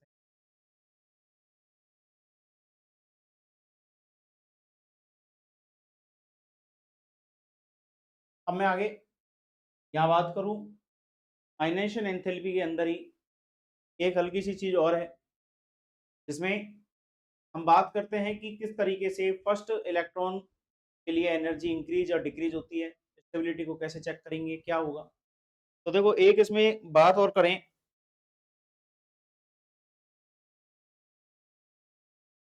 मैंने लिखा जैसे फ्लोरीन। क्या लिखा मैंने? फ्लोरीन। अगर मैं फ्लोरीन में से एक इलेक्ट्रॉन निकालता हूं यानी कि फर्स्ट आयनाइजेशन एनर्जी, तो ये बन जाएगा क्या? F plus. क्या बन जाएगा? ये F प्लस। यानी कि पहले इलेक्ट्रॉन कितने थे? 9। अब इलेक्ट्रॉन कितने बचे? 8। ये इसकी क्या हो गई? First ionization energy. अब अगर मैं इसमें से एक इलेक्ट्रॉन और निकालू, यानी आयनाइजेशन एंथैल्पी सेकंड, पहली थी फर्स्ट अब गई सेकंड, तो क्या आ जाएगा? फ्लोरीन पे +2 चार्ज आ जाएगा, यानी कितने इलेक्ट्रॉन बचेंगे? 7। अगर आप चेक करें 7 इलेक्ट्रॉन किसका होता है, यानी कि जो इलेक्ट्रॉन होते हैं 7, वो इलेक्ट्रॉन 7 किसके लिए होते हैं? तो इलेक्ट्रॉन 7 होता है किसके लिए? नाइट्रोजन के लिए। और नाइट्रोजन का इलेक्ट्रॉनिक कॉन्फ़िगरेशन क्या है? 1s2 2s2 2p3। तो क्या 7 इलेक्ट्रॉन पे लास्ट में 2p3 मिलेगा? और 2p3 में अगर मैं इलेक्ट्रॉन्स को देखूं तो क्या ये हाफ फिल्ड है? क्या ये हाफ फिल्ड है क्या? तो अगर मैं पूछूं बताओ तीनों के अंदर आयनाइजेशन एंथैल्पी फर्स्ट और ये आयनाइजेशन एंथैल्पी सेकंड, और एक मैंने यहाँ पे बनाया आयनाइजेशन एंथैल्पी थर्ड, जिसमें अब फ्लोरीन पे चार्ज कौन सा आ गया? +3। तो इन तीनों में सबसे ज्यादा एनर्जी किस में लगेगी? इन तीनों में सबसे ज्यादा एनर्जी किस में लगेगी? फर्स्ट आयनाइजेशन एनर्जी में, सेकंड आयनाइजेशन एनर्जी में, थर्ड आयनाइजेशन एनर्जी में। तो याद रखना यहाँ पे जो थर्ड आयनाइजेशन एनर्जी था उसके अंदर फ्लोरीन के पास कितने इलेक्ट्रॉन थे? 7। और 7 इलेक्ट्रॉन के अकॉर्डिंग इलेक्ट्रॉन किस में आ जाएगा 2p3 में, और 2p3 क्या होता है स्टेबल होता है। तो जो सबसे ज्यादा स्टेबल होगा इलेक्ट्रॉन निकालने के लिए आयनाइजेशन एंथैल्पी उसमें सबसे ज्यादा होगी। तो यहाँ पे ऑर्डर क्या बनेगा, third ionization enthalpy will be maximum, then कौन सी एनर्जी होगी सेकेंड, और देन उसके बाद कौन सी एनर्जी हो जाएगी थर्ड। क्लियर है बात सभी को। चलो एक और मैं बताता हूं आपको, मैंने आपसे पूछा बताइए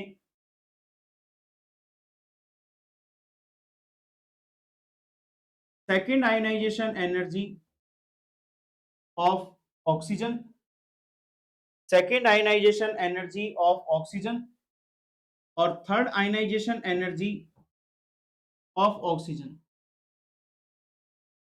क्वेश्चन है second ionization of oxygen, third ionization energy of oxygen, which ionization energy is maximum. बताइए कौन सी आयनाइजेशन एनर्जी मैक्सिमम होगी इस कंडीशन के लिए जहां पे आपके पास में सेकंड इलेक्ट्रॉन की ऑक्सीजन में फर्स्ट वाले और सेकंड वाले को निकालना है और थर्ड वाले को निकालना है। चलो चेक करते हैं। अगर मैं बात करूं यहाँ पे ऑक्सीजन की, ऑक्सीजन का नंबर है 8, इलेक्ट्रॉनिक कॉन्फ़िगरेशन क्या होगा 1s2 2s2 2p4। अब सबसे पहले तो आपने क्या किया यहाँ से सेकंड आयनाइजेशन एनर्जी निकाली, सेकंड कैसे निकली होगी, पहले तो फर्स्ट निकली होगी, और फर्स्ट निकलेगा तो क्या बनेगा ये 2p3। अगर इसमें से एक इलेक्ट्रॉन और निकलेगा तो क्या बनेगा 2p2, और अगर एक इलेक्ट्रॉन और निकल रहा है यानी कि थर्ड आयनाइजेशन एनर्जी तो क्या बन रहा है ये 2p1। अगर आप ध्यान से देखें तो सबसे ज्यादा एनर्जी किस में लगेगी, तो यहाँ पे तीनों में स्टेबल कौन है p4 p3 p2 में सबसे ज्यादा स्टेबल कौन होगा p3 स्टेबल होगा। ये p3 क्या है यहाँ पे स्टेबल है, और इस स्टेबल में से इलेक्ट्रॉन को निकाल रहे हैं अपन, तो ये वाली एनर्जी क्या हो जाएगी मैक्सिमम। तो आंसर आ जाएगा आपका second ionization energy is maximum. Answer आ जाएगा सेकेंड आयनाइजेशन एनर्जी क्या होगी मैक्सिमम होगी, किसके कंपैरिजन में थर्ड आयनाइजेशन एनर्जी कंसेप्ट में। क्यों, क्योंकि यहाँ पे इलेक्ट्रॉन सिर्फ कितने आ रहे हैं 2 इलेक्ट्रॉन्स आ रहे हैं। क्लियर है बात सभी को। चलिए और अगर मुझे बताइए, मेरा क्वेश्चन है, क्वेश्चन है मेरा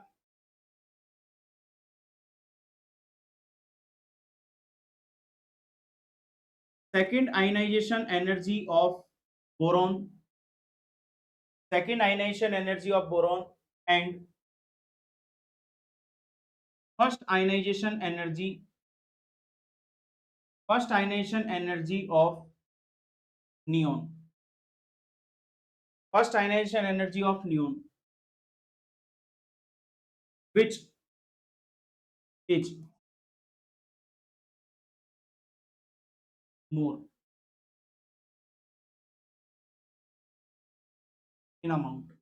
बताइए इन दोनों में सबसे ज्यादा आयनाइजेशन एनर्जी किसके अंदर लगेगी, इन दोनों में सबसे ज्यादा आयनाइजेशन एनर्जी किसकी होगी, किसमें से इलेक्ट्रॉन को निकालना मोर डिफिकल्ट होगा। इसका आंसर क्या बनेगा, इसका आंसर क्या बनेगा, तो पहले तो बोरॉन चेक करते हैं, बोरॉन का नंबर कितना है 5, electronic configuration 1s2 2s2 2p1, और यहां से कौन सा इलेक्ट्रॉन निकल रहा है सेकंड आयनाइजेशन एनर्जी, यानी एक तो ये निकल जाएगा 2p1, 2p1 के बाद बचेगा 2s2, यानी इलेक्ट्रॉन आ रहा है किसमें से 2s2 के अंदर से, और ये 2s2 क्या है स्टेबल है किसके अकॉर्डिंग s2 के अकॉर्डिंग। अच्छा इसी तरीके से अगर मैं नियोन की बात करूं तो नियोन का नंबर कितना है 10, electronic configuration 1s2 2s2 2p6, यानी कि एक तरीके से नोबल गैस है। कौन सी गैस है ये नोबल गैस है, और नोबल गैस के कौन से इलेक्ट्रॉन को निकालना है फर्स्ट इलेक्ट्रॉन को, यानी 6 वाले इलेक्ट्रॉन। अब तुम ये बताओ H2 ज्यादा स्टेबल होगा या P6, क्योंकि P6 तो खुद क्या है एक नोबल गैस है, तो नोबल गैस को एनर्जी अपने को ज्यादा देनी पड़ेगी। तो आंसर आ जाएगा इसका कि आयनाइजेशन एंथैल्पी ऑफ नियोन, क्या लिख सकते हैं हम ionization enthalpy, first ionization enthalpy of neon is greater than to second ionization energy of boron. क्या बात सभी को क्लियर है। इस तरीके से हम क्या कर सकते हैं यहाँ पे आयनेशन एनर्जी का ऑर्डर कैलकुलेट कर सकते हैं और पता लगा सकते हैं कि किसके लिए आयनेशन एंथैल्पी ज्यादा होगी। चलिए अगला टॉपिक स्टार्ट करते हैं, अगला टॉपिक स्टार्ट करते हैं। टॉपिक का नाम है, टॉपिक का नाम है इलेक्ट्रॉन गेन एंथैल्पी।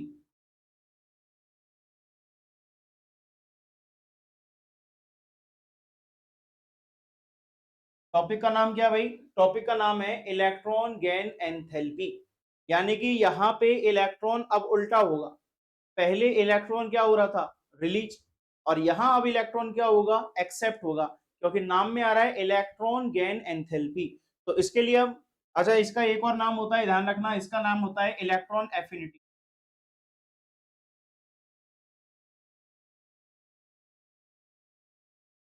इसका एक नाम होता है क्या? Electron affinity. अब अगर मैं यहाँ पे इसकी बात करूं, इसकी डेफिनेशन क्या बनेगी? तो इसकी डेफिनेशन होगी the energy which release the energy which release when electron will be added in its valence shell of isolated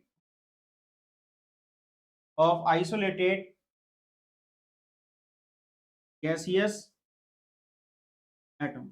यानी कि जब किसी आइसोलेटेड गैसियस एटम में, देखो जब भी इलेक्ट्रॉन का चेंज होगा तो हमेशा अकेले होगा, किसी बॉन्ड के साथ नहीं होगा। और अकेले को क्या बोलते हैं अपन? आइसोलेटेड। किस फॉर्म में होना चाहिए? गैसियस फॉर्म में, क्योंकि गैसियस फॉर्म में इलेक्ट्रॉन इजीली आ जा सकते हैं, उनमें कोई बाउंडेशन नहीं होती। तो यहां हम बोलेंगे कि इलेक्ट्रॉन अगर ऐड होगा तो उस एटम को कितनी एनर्जी रिलीज करनी पड़े कि वो इजीली इलेक्ट्रॉन को गेन कर सके, और इसी इलेक्ट्रॉन गेन करने की एनर्जी को बोलेंगे इलेक्ट्रॉन एफिनिटी या फिर इलेक्ट्रॉन गेन एंथैल्पी। अब अगर मैं यहाँ बात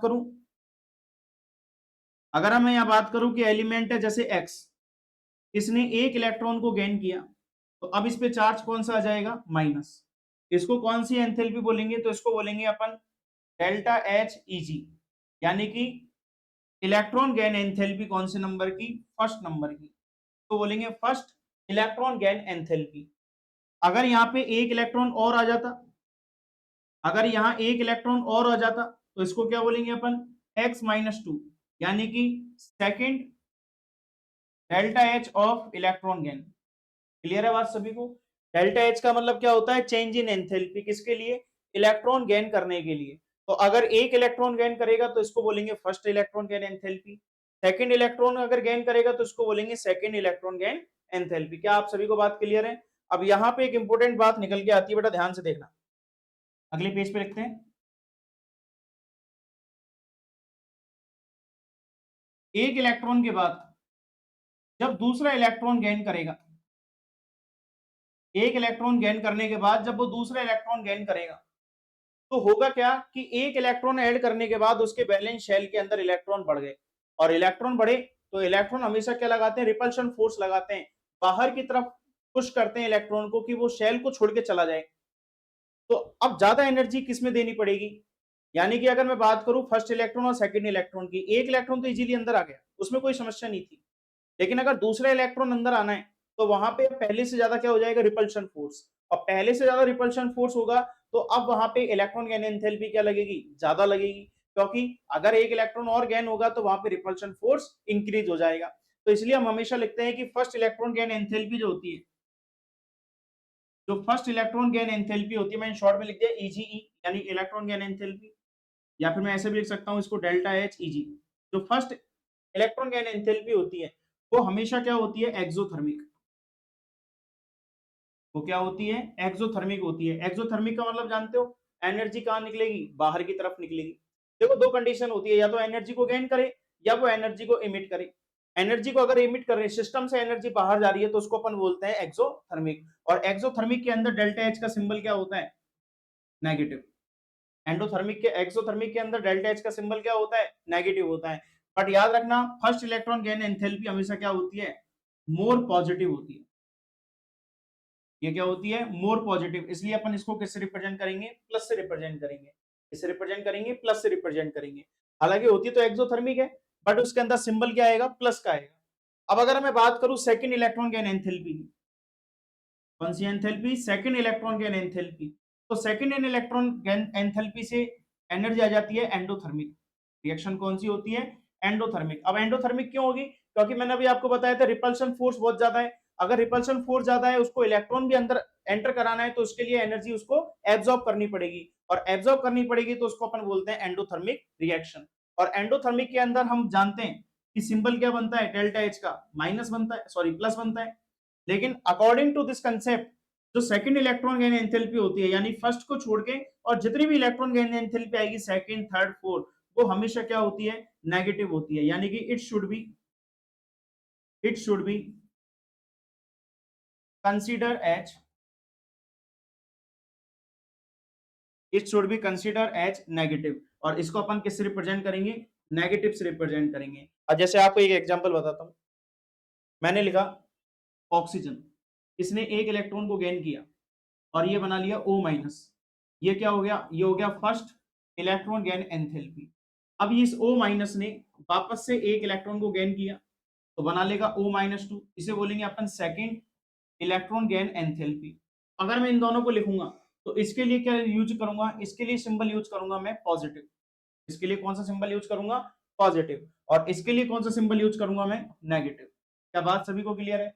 यानी कि फर्स्ट इलेक्ट्रॉन की एंथैल्पी हमेशा क्या होती है, पॉजिटिव, और इसको छोड़ के जितनी भी एंथैल्पी की एनर्जी आएगी उसको अपन किस रिप्रेजेंट करेंगे, नेगेटिव से रिप्रेजेंट करेंगे। और हालांकि रिएक्शन कौन सी होगी, एंडोथर्मिक, और ऊपर वाली में रिएक्शन कौन सी होगी, एक्सोथर्मिक रिएक्शन होगी। अब एक नोट पॉइंट आता है,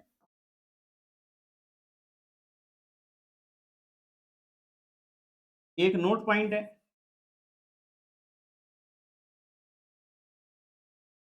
नोट पॉइंट क्या है, ध्यान से देखना। नोट पॉइंट है कि अगर मैं यहां पे लिखूं x और इसको एक इलेक्ट्रॉन गेन करा दूं, तो ये क्या बना लेगा, x माइनस। इसको अपन कौन सी एंथैल्पी बोलते हैं, इसको बोलते हैं फर्स्ट इलेक्ट्रॉन गेन एंथैल्पी। अगर ये एक इलेक्ट्रॉन को वापस से रिलीज कर दे,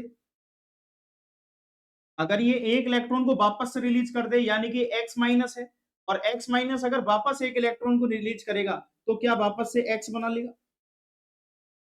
मेरी बात ध्यान से समझना, पहले कोई x एलिमेंट था, उस x एलिमेंट ने एक इलेक्ट्रॉन को गेन किया, और एक इलेक्ट्रॉन गेन करने के बाद बना लिया x माइनस। x माइनस का मतलब होगा फर्स्ट इलेक्ट्रॉन गेन एंथैल्पी। अब ये वापस से क्या कर रहा है, अपनी एनर्जी को इमिट कर रहा है, इलेक्ट्रॉन को निकाल रहा है, और इलेक्ट्रॉन को निकाल के वापस क्या बना रहा है, x बना रहा है। तो इसको क्या बोला जाएगा, इसको बोला जाएगा आयनाइजेशन एनर्जी। कौन सी एनर्जी, आयनाइजेशन एनर्जी। और कौन से नंबर की आयनाइजेशन एनर्जी, तो फर्स्ट आयनाइजेशन एनर्जी, क्योंकि केवल एक इलेक्ट्रॉन इसने निकाला, पहले एक इलेक्ट्रॉन गेन किया और फिर वापस एक इलेक्ट्रॉन इसने निकाल दिया। तो हम ये बोलते हैं कि किसी भी एलिमेंट में जो फर्स्ट इलेक्ट्रॉन गेन एंथैल्पी होती है, किसी भी एलिमेंट में जो फर्स्ट इलेक्ट्रॉन गेन एंथैल्पी होती है, जो भी एलिमेंट होता है उसकी first electron gain enthalpy equal होती है किसके, उसी की फर्स्ट आयनाइजेशन एनर्जी के, उसी की फर्स्ट आयनाइजेशन एनर्जी के क्या होती है, इक्वल होती है। तो इसका मतलब हम ये कह सकते हैं, कि जब भी कोई एलिमेंट एक इलेक्ट्रॉन को या तो गेन करे या उसी इलेक्ट्रॉन को वापस रिलीज कर दे, तो इन दोनों की एनर्जी हमेशा क्या होती है, इक्वल होती है। क्लियर है सभी को? इस पॉइंट को हमेशा याद रखना, ये पॉइंट काफी बार पूछता भी है सीधा हमसे, कि मान लीजिए कोई क्लोरीन एटम है, जैसे क्लोरीन एटम है, क्लोरीन ने एक इलेक्ट्रॉन को गेन करके बना लिया क्लोरीन माइनस, और क्लोरीन माइनस कन्वर्ट हो रहा है किसमें, क्लोरीन में। तो इसके लिए एनर्जी का ऑर्डर क्या होगा, तो इसके लिए एनर्जी का ऑर्डर होगा कि जितना इसका इलेक्ट्रॉन गेन एंथैल्पी है वही इसके इक्वल हो जाएगा किसके, आयनाइजेशन एनर्जी के। क्लियर है सभी को? आगे बढ़ते हैं। अब मैं आपको बताता हूं कि इसका रिलेशन क्या होता है। तो याद रखना, electron gain enthalpy inversely proportional होती है एटॉमिक साइज की। किसके इनवर्सली प्रोपोर्शनल होती है, एटॉमिक साइज के इनवर्सली प्रोपोर्शनल होती है। इसी तरीके से electron gain enthalpy directly proportional होती है इफेक्टिव न्यूक्लियर चार्ज की। किसके डायरेक्टली प्रोपोर्शनल होती है, इफेक्टिव न्यूक्लियर चार्ज के डायरेक्टली प्रोपोर्शनल होती है। कि जैसे जैसे नंबर ऑफ प्रोटॉन्स इंक्रीज होते हैं, जैसे जैसे नंबर ऑफ प्रोटॉन्स इंक्रीज होते हैं, उसके अंदर इलेक्ट्रॉन को गेन करने की एंथैल्पी क्या हो जाएगी, इंक्रीज हो जाती है। और इसी तरीके से हम यहाँ लिख सकते हैं कि अगर मैं पीरियड की बात करूंगा, अगर लेफ्ट से राइट साइड जाएंगे पीरियोडिक टेबल के अंदर, तो साइज क्या हो जाता है, साइज हो जाता है डिक्रीज। और अगर साइज डिक्रीज होगा तो इस कंडीशन में इलेक्ट्रॉन गेन एंथैल्पी क्या होगी, इलेक्ट्रॉन गेन एंथैल्पी क्या होगी, इंक्रीज। लेकिन यहाँ पे कुछ एक्सेप्शन है, यहाँ पे कुछ एक्सेप्शन है। जैसे मैं अगर एक्सेप्शन की बात करूं, मैंने लिखा lithium, beryllium, boron, carbon, nitrogen, oxygen, chlorine, neon. एक और पीरियड बना लेते हैं, जैसे पीरियड बनाया है मैंने sodium, magnesium, aluminium, silicon, phosphorus, sulphur, chlorine, argon. तो अगर आप ध्यान से देखें, आप अगर ध्यान से देखें तो यहाँ पे ये क्या बन रहा है, ये आ रही है नोबल गैस। ये कौन सी गैस है भाई, ये है नोबल गैस। कौन सी गैस है, नोबल गैस। और नोबल गैस हमेशा क्या होती है, स्टेबल होती है। सबसे ज्यादा स्टेबल कौन सी गैस होती है, नोबल गैस होती है। अब जो जितना ज्यादा स्टेबल होगा, जो पहले से स्टेबल है, तो मैंने आपको शुरू में पहली बात बताई थी कि भैया जो भी ज्यादा स्टेबल होगा ना तो उसको इलेक्ट्रॉन निकालने में दिक्कत होगी, यानी कि ना तो वो ये चाहता है कि मुझ में से इलेक्ट्रॉन निकले, और ना ही वो ये चाहता है कि वो इलेक्ट्रॉन को गेन करे। तो यहां हम ये बोल सकते हैं कि इसके लिए हमेशा delta H of electron gain enthalpy क्या होगी, जीरो। इनके लिए हमेशा हमेशा जो भी नोबल गैस हैं सबके लिए इलेक्ट्रॉन गेन एंथैल्पी क्या होती है, जीरो होती है, क्योंकि पहले से क्या होते हैं, स्टेबल। अब मैंने आपको एक बात और बताई थी स्टेबल के अंदर, नाइट्रोजन की फैमिली। क्या आपको नाइट्रोजन की फैमिली के बारे में बताया था, क्या आपको इस नाइट्रोजन की फैमिली के बारे में बताया था, क्योंकि नाइट्रोजन की फैमिली भी क्या होती है, स्टेबल होती है। और स्टेबल किसकी वजह से होती है, क्योंकि इनके पास में क्या होते हैं, P3 होते हैं। इनके पास क्या होते हैं, P3 होते हैं। तो याद रखना, ये तो होती है इनकी इलेक्ट्रॉन गेन एंथैल्पी जीरो, और इनके लिए लिखते हैं कि इनकी जो इलेक्ट्रॉन गेन एंथैल्पी होती है वो लेस होती है। यानी होती तो है, वो चाहते तो हैं कि वो क्या बन जाए, नोबल गैस बन जाए, लेकिन औरों की कंपैरिजन में तो ये क्या है, स्टेबल है। इसलिए हम लिख सकते हैं कि इनकी इलेक्ट्रॉन गेन एंथैल्पी क्या होती है, लेस। अब मैंने एक और बताया था आपको, मैंने आपको एक और बताया था किसके लिए, बेरिलियम के लिए, कि अगर मैं इसकी बात करूं तो ये भी क्या होते हैं, स्टेबल होते हैं। ये भी क्या होते हैं, स्टेबल होते हैं। और ये स्टेबल क्यों होते हैं, क्योंकि इनके पास में इलेक्ट्रॉन क्या होते हैं, H2 इसकी फॉर्म में होते हैं, H2 की फॉर्म में। S के पास एक ऑर्बिटल होता है, एक ऑर्बिटल में दो इलेक्ट्रॉन होते हैं, तो इसके पास दो इलेक्ट्रॉन है, तो ये क्या हो गया, स्टेबल। याद रखना, इसके लिए जो इलेक्ट्रॉन गेन एंथैल्पी होती है, इसके लिए जो इलेक्ट्रॉन गेन एंथैल्पी होती है वो अप्रोक्सीमेटली क्या होती है, जीरो। यानी कि एक्चुअल जीरो नहीं होती, लेकिन वो लगभग लगभग जीरो से आसपास होती है। तो सबसे कम किसकी होगी, यानी कि बिल्कुल जीरो, तो बिल्कुल जीरो होगी नोबल गैस की। उससे थोड़ी सी कम किसकी होगी, तो उससे थोड़ी कम होगी बेरिलियम फैमिली की, यानी ग्रुप नंबर सेकंड की। और अगर अपन ये कहें कि इनमें भी सबसे कम किसकी है, तो वहां पे कम हो जाएगी नाइट्रोजन फैमिली के लिए। चलिए अब मैं आपको एक ऑर्डर करके बताता हूं, इसमें आपसे पूछता हूं बताना। अगर मैं यहाँ पे लिखूं लिथियम, अगर मैं यहाँ पे लिखूं lithium, beryllium, boron, carbon, nitrogen, oxygen, chlorine और नियोन। चलिए बताइए मुझे, इसके लिए इलेक्ट्रॉन गेन एंथैल्पी ऑर्डर क्या बनेगा, order of electron gain enthalpy क्या होगा, बताइए। क्या लिखेंगे अपन, डेल्टा एच ऑफ Eg। सबसे ज्यादा किसकी एंथैल्पी होगी, तो पीरियड है, पीरियड में लेफ्ट टू राइट साइड जा रहे हैं, साइज डिक्रीज हो रहा है, तो सबसे ज्यादा किसकी हो जाएगी, फ्लोरीन की। क्योंकि नियोन की तो अभी बताई थी कितनी होती है, जीरो। तो सबसे ज्यादा इलेक्ट्रॉन गेन एंथैल्पी हो जाएगी फ्लोरीन के लिए, इसके लिए फ्लोरीन के लिए। अच्छा, फ्लोरीन से कम किसकी होगी, ऑक्सीजन की। ऑक्सीजन से कम, अच्छा नाइट्रोजन आएगा क्या, नाइट्रोजन की तो क्या होती है, लेस होती है। तो इसके बाद आ जाएगा कार्बन, कार्बन के बाद कौन आएगा, बोरोन। अगर बोरोन के बाद चेक करें तो कौन आ रहा है, बेरिलियम। और बेरिलियम के लिए भी हमने लिखा था कि अप्रोक्सीमेटली कितनी होती है इसकी वैल्यू, जीरो। तो अब नंबर किसका आ जाएगा, लिथियम का। तो अब इसके बाद लिखेंगे लिथियम। अब बताइए इससे कम किसकी है, तो इससे कम अगर मैं चेक करूं तो नाइट्रोजन की, क्योंकि लेस वैल्यू है, तो ये आ जाएगा नाइट्रोजन। अब जीरो के आसपास कौन है, तो जीरो के आसपास आ जाएगा बेरिलियम। और सबसे लास्ट में कौन आ जाएगा, नियोन। ये हो जाएगा बेटा इसके लिए order of electron gain enthalpy, जहां पे सबसे कम वैल्यू किसके लिए आएगी, नोबल गैस के लिए। उससे कम वैल्यू किसके लिए है, उससे कम वैल्यू है यहाँ पे सेकंड ग्रुप के लिए। और फिर इसके बाद कौन सा ग्रुप आ जाएगा, ग्रुप नंबर 15। क्लियर है बात सभी को। तो यहाँ पे अपन इस तरीके से क्या कर सकते हैं, इलेक्ट्रॉन गेन एंथैल्पी का ऑर्डर निकाल सकते हैं। अब आपसे मैं एक ऑर्डर और पूछता हूं,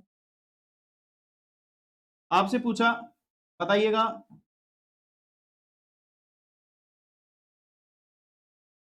अगर हम लिखें sodium, magnesium, aluminium, silicon, phosphorus, sulphur, chlorine, argon, इसके लिए order of electron gain enthalpy क्या होगा? बताइए, इसके लिए order of electron gain enthalpy क्या होगा? अगर हम इसके लिए इलेक्ट्रॉन गैन एंथैल्पी की बात करें तो यहां पे भी वही कंसेप्ट लगेगा जो कंसेप्ट ऊपर लग रहा है कि अगर लेफ्ट टू राइट साइड जा रहे हैं तो नोबल गैस मिल रही है, इसकी वैल्यू क्या होती है? 0। अगर फास्फोरस है, नाइट्रोजन की फैमिली, इसकी वैल्यू क्या होती है? लेस। और अगर बात करें मैग्नीशियम की तो मैग्नीशियम की वैल्यू होती है अप्रोक्सीमेटली 0। तो सब ज्यादा इलेक्ट्रॉन गैन एंथैल्पी किसकी होगी? क्लोरीन की। क्लोरीन से कम सल्फर, सल्फर से कम silicon, silicon than aluminium, aluminium के बाद सोडियम। अब सबसे कम वैल्यू किसकी है? लेस के अकॉर्डिंग फास्फोरस। 0 के आसपास कौन आ रहा है? मैग्नीशियम। और सबसे कम यानी कि 0 वैल्यू किसकी होती है? आर्गन की। क्या बात सभी को क्लियर? इस तरीके से हम यहाँ पे इलेक्ट्रॉन गैन एंथैल्पी का ऑर्डर इजीली कैलकुलेट कर सकते हैं। एक बार इसको लिखो।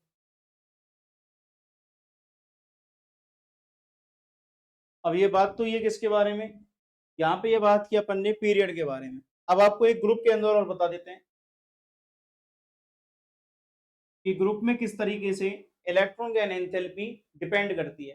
तो आपको पता होना चाहिए ग्रुप के अंदर साइज क्या होता है? इंक्रीज। ग्रुप के अंदर साइज क्या होता है? इंक्रीज। और साइज के क्या होती है? ये इनवर्सली प्रोपोर्शनल।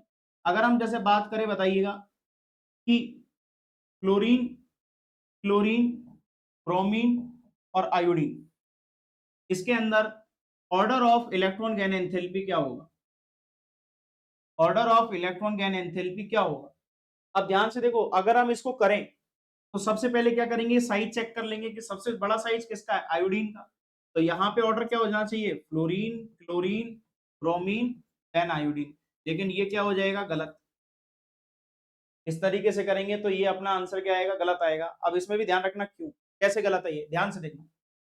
अगर मैं फ्लोरीन और क्लोरीन का कंपेरिजन करूं, अगर मैं फ्लोरीन और क्लोरीन का कंपेरिजन करूं, याद रखना हमेशा कि थर्ड वाले जो पीरियड के एलिमेंट्स होते हैं, थर्ड पीरियड एलिमेंट्स, उनके लिए delta H of electron gain enthalpy हमेशा क्या होता है? ज्यादा होता है। किसके कंपैरिजन में? As compare to second period, as compare to second period. यानी कि सेकंड पीरियड कौन है? सेकंड पीरियड है फ्लोरीन। थर्ड पीरियड कौन है? क्लोरीन। तो इसका मतलब क्लोरीन का जो इलेक्ट्रॉन गैन एंथैल्पी होगी वो फ्लोरीन से क्या हो जाएगी? ज्यादा हो जाएगी। अब आपको थोड़ा सा अजीब लग रहा होगा कि फ्लोरीन से क्लोरीन तो साइज इंक्रीज हो रहा है, तो फिर भी क्लोरीन की इलेक्ट्रॉन गैन एंथैल्पी इंक्रीज क्यों हो रही है? तो सुनना, क्लोरीन का साइज कैसा है? बड़ा या छोटा? छोटा साइज। और साइज अगर छोटा है तो उसके इलेक्ट्रॉन न्यूक्लियस के ज्यादा पास में होंगे, और अगर उसके इलेक्ट्रॉन न्यूक्लियस के ज्यादा पास होंगे तो इलेक्ट्रॉन डेंसिटी भी क्या होगी? ज्यादा होगी। और इलेक्ट्रॉन डेंसिटी क्या होती है? कि जो इलेक्ट्रॉन को बाहर की तरफ रिपेल करेगा। यानी कि पहले से इसके पास, जैसे मैं अगर बनाऊं इसको, मैं ऐसा लिख सकता हूं, फ्लोरीन का नंबर कितना है? 7, हाँ सॉरी 9, और 9 का उसका मतलब क्या हो गया? 2,7। अगर क्लोरीन को लिखूं, क्लोरीन का नंबर है 17, 17 का मतलब हो गया 2,8,7। अब आप ये बताइए, लास्ट का इलेक्ट्रॉन कितना है? 7, और वो न्यूक्लियस के बिल्कुल पास की तरफ जा रहे हैं, तो इलेक्ट्रॉन डेंसिटी एकदम से क्या है? ज्यादा। इसकी इलेक्ट्रॉन डेंसिटी बहुत ज्यादा होगी, और इलेक्ट्रॉन डेंसिटी बहुत ज्यादा होगी तो इलेक्ट्रॉन्स के बीच क्या लगेगा? रिपल्शन लगेगा। इलेक्ट्रॉन के बीच क्या लगेगा? रिपल्शन। और रिपल्शन ज्यादा होगा तो उसको आयनेशन एनर्जी क्या, इलेक्ट्रॉन गैन एंथैल्पी क्या हो जाएगी उसकी? कम। अगर मैं यहां कंपेरिजन करूं तो ये वाला जो लास्ट वाला ऑर्बिटल है, इससे पहले 8 आ रहा है, यहाँ पे जबकि क्या था? पहले 2 आ रहा है, फिर उसके तुरंत बाद 7 आ रहा है, यानी एकदम से इलेक्ट्रॉन की डेंसिटी इंक्रीज हो रही है। जबकि यहाँ पे एकदम से इलेक्ट्रॉन डेंसिटी इंक्रीज नहीं हो रही, उससे पहले कौन आ रहे हैं? 8 इलेक्ट्रॉन, और फिर इस 8 इलेक्ट्रॉन के बाद कौन आ रहे हैं? 7 इलेक्ट्रॉन। तो हम यहाँ बोलेंगे कि इधर रिपल्शन क्या है? कम है। इधर रिपल्शन क्या है? कम है। किसके कंपैरिजन में? फ्लोरीन की कंपैरिजन में। तो इसलिए हम लिखते हैं कि क्लोरीन की इलेक्ट्रॉन गैन एंथैल्पी फ्लोरीन से क्या होगी? ज्यादा होगी। और इसका जो सही तरीका होगा लिखने का वो होगा क्लोरीन, क्लोरीन के बाद फ्लोरीन, फ्लोरीन के बाद ब्रोमीन, और ब्रोमीन के बाद iodine. This is the correct order of electron gain enthalpy for halogen atoms. Clear है सभी को? तो यहाँ पे फ्लोरीन और क्लोरीन में ज्यादा इलेक्ट्रॉन गेन एंथैल्पी किसके लिए होगी? क्लोरीन के लिए। क्यों? क्योंकि यहाँ पे रिपल्शन फोर्स क्या है? कम, एज कंपेयर टू फ्लोरीन। चलिए और आगे बात करते हैं हम। मैंने आपसे कहा ऑक्सीजन, सल्फर और सेलियम, ये ग्रुप है, ग्रुप नंबर 16, जिसको अपन बोलते हैं चैल्कोजन फैमिली। अब आप मुझे बताइए कि इसका order of electron gain enthalpy क्या होगा? इसका order of electron gain enthalpy क्या होगा? अगर मैं इसका इलेक्ट्रॉन गेन एंथैल्पी का ऑर्डर लिखूंगा तो क्या चेक करेंगे? साइज। ऑक्सीजन, सल्फर, सेलियम क्या होता है? ग्रुप, और ग्रुप में साइज क्या होता है? इंक्रीज। तो जिसका जितना बड़ा साइज होगा उसके लिए इलेक्ट्रॉन गेन एंथैल्पी क्या होगी? कम होगी। तो सबसे ज्यादा किसकी होनी चाहिए? सबसे ज्यादा किसकी होनी चाहिए? सबसे ज्यादा होनी चाहिए ऑक्सीजन की। ऑक्सीजन के बाद किसका नंबर आना चाहिए? सल्फर का। लेकिन याद रखना ऑक्सीजन एलिमेंट कौन सा होता है? Second period. और सल्फर का पीरियड कौन सा होता है? Third period. और अभी अभी आपको बताया था थर्ड पीरियड के लिए इलेक्ट्रॉन गेन एंथैल्पी ज्यादा होगी, उसके बाद किसकी होगी? ऑक्सीजन। लेकिन यहाँ एक बात ध्यान रखना, ऑक्सीजन की अगर अपन लिखेंगे तो वहां पे रिपल्शन और ज्यादा बढ़ जाएगा, और रिपल्शन बढ़ेगा तो इसलिए अपन क्या लिखेंगे? सल्फर। सल्फर के बाद बनेगा सेलियम, और सेलियम के बाद बनेगा ऑक्सीजन। और ये इसका करेक्ट ऑर्डर हो जाएगा इलेक्ट्रॉन गेन एंथैल्पी के लिए। अब मैं आपको एक और देता हूं यहाँ पे एग्जांपल। मैंने आपसे कहा बताइए ऑक्सीजन, सल्फर, नाइट्रोजन और फास्फोरस, इन चारों को आपको correct order of electron gain enthalpy के अकॉर्डिंग क्या करना है? सेट करना है। बताओ क्या होगा इसका correct order of electron gain enthalpy? क्या होगा ऑक्सीजन, सल्फर, फास्फोरस और नाइट्रोजन के लिए? बताइए। अगर मैं चेक करूं कौन सा पीरियड है ये? Second period. पहले पहले एक ग्रुप की बात कर लेते हैं। ये ग्रुप नंबर कौन सा है? Group number 15, sorry group number 16। और ये ग्रुप नंबर कौन सा हो जाएगा? 15। अगर मैं चेक करूं left to right side increase हो रहा है, तो लेफ्ट टू राइट साइड में पहले किसका नंबर आएगा? 16 वाले ग्रुप का आएगा। अब 16 वाले ग्रुप में कौन है? ऑक्सीजन और सल्फर। पहले कौन सा आएगा? Third period. और थर्ड पीरियड के अकॉर्डिंग मैं क्या लिख सकता हूँ? सल्फर। थर्ड पीरियड के अकॉर्डिंग मैं क्या लिख सकता हूँ इसमें? थर्ड पीरियड के अकॉर्डिंग मैं क्या लिख सकता हूँ? सल्फर। सल्फर के बाद किसका नंबर आएगा? ऑक्सीजन का। अब ग्रुप नंबर किसका नंबर आ गया? 15 का, यानी कि 16 वाले से जस्ट पहले। अब इसमें भी चेक करूं नाइट्रोजन और फॉस्फोरस में थर्ड पीरियड किसका होता है? थर्ड पीरियड होता है फॉस्फोरस का। तो यहाँ पे लिखेंगे फॉस्फोरस, और फॉस्फोरस के बाद कौन आ जाएगा? नाइट्रोजन। तो ये हो जाएगा आपका correct order of electron gain enthalpy. और ये आपका टॉपिक हुआ कौन सा? टॉपिक हो गया आपके इलेक्ट्रॉन गेन एंथैल्पी। तो यहाँ पे आज की क्लास में हमने दो टॉपिक कवर किए हैं। दोनों टॉपिक बहुत इंपॉर्टेंट टॉपिक है, जहां से न्यूमेरिकल अप्रोच क्वेश्चंस पूछता है सीधा। एक टॉपिक हुआ आयनाइजेशन एनर्जी, और दूसरा टॉपिक हुआ इलेक्ट्रॉन गेन एंथैल्पी के बारे में। आगे की क्लास में हम डिस्कस करेंगे इसके और भी फंडामेंटल चीजों के बारे में, जहां पे हम डिस्कस कर सकते हैं, जैसे कि इसके बारे में, इसकी मेटालिक रेडियस के बारे में, इसके और अजप्शंस के बारे में। क्लियर? तो आज की क्लास में इतना ही। बने रहने के लिए धन्यवाद। पढ़ते रहिए, अच्छे से मॉक टेस्ट लगाते रहिए, और जब भी आपको डाउट आए तो आप कमेंट सेशन के अंदर क्वेश्चन को पिन कर सकते हैं, और आपके क्वेश्चन का आंसर आपको मिल जाएगा। Thank you. जय हिंद।